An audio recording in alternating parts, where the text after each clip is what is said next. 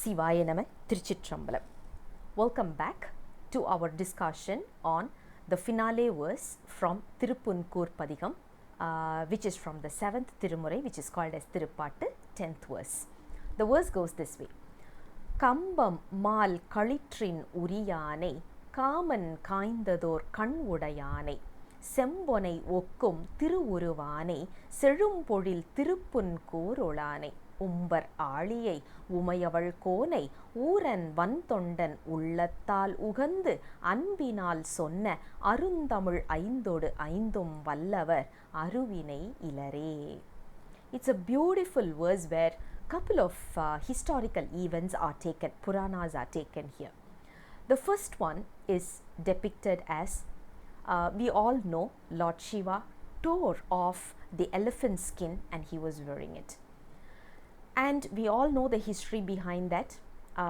There was an elephant that was targeted at Lord Shiva and it was sent just with an intention to kill Lord Shiva.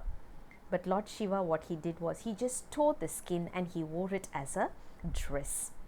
Looking at this, Uma Deviar, who's basically his consort, was so scared, and if you look at the statue, right, it will be so real. Her face will be filled with fear.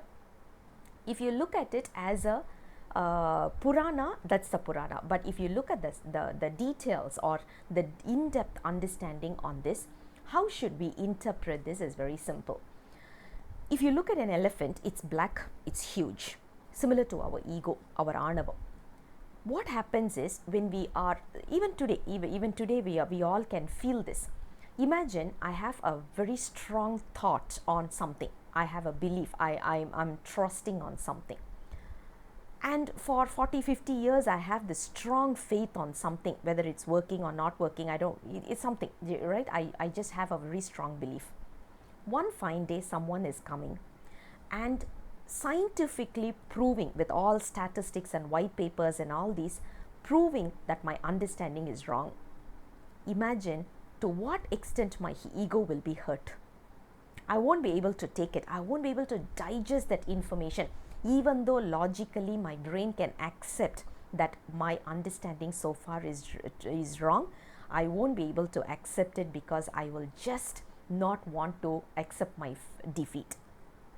That's exactly depicted in this story also. Arnavam, which is depicted as an elephant, was torn by Lord Shiva. Looking at that, our knowledge gets scared. Uma Devi is basically the consort, is a knowledge. So the knowledge gets scared. We say, hey, all along I've been thinking of the one particular concept which was, very, very hard grained in my brain. And suddenly everything is gone for a toss. I won't be able to take it. I won't be able to digest that defeat. This is exactly what is depicted by this history. So the first line talks, or rather the half a line from the first statement talks about this story, and the second one is Kaman Kaindadu. Cupid, there's a god, there's a character called Cupid, right? Cupid was burnt down to ashes by Lord Shiva. That is also given as the second one. And then he says Lord Shiva is in the form of pure, as in pure gold.